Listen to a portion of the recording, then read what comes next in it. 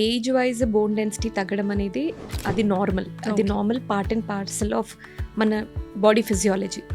So యూజువల్గా ఏంటంటే మన బాడీలో మన బోన్స్లో కాల్షియం డిపాజిషన్ అనేది విత్ ఏజ్ అవుతూ ఉంటుంది. సో మనకి పీక్ బోన్ మాస్ అనేది ఒక కాన్సెప్ట్ ఉంది. పీక్ బోన్ మాస్ అంటే అరౌండ్ 20-25 ఆ ఏజ్లో మన బాడీలో బోన్స్లో మ్యాక్సిమం కాల్షియం డిపాజిషన్ అవుతుంది.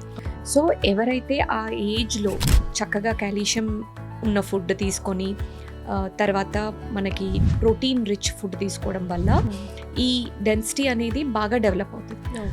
అట్లాగే ఎవరైతే ఎక్సర్సైజెస్ బాగా చేస్తారో వాళ్ళకు కూడా బోన్ డెన్సిటీ అనేది బాగా ఉంటుంది. సో ఈ పీక్ బోన్ మాస్ టైంలో ఎవరైతే మంచి కేర్ తీసుకుంటారో వాళ్ళ బోన్ క్వాలిటీ అనేది తర్వాత కూడా లేటర్ స్టేజెస్లో కూడా చాలా బాగుంటుంది.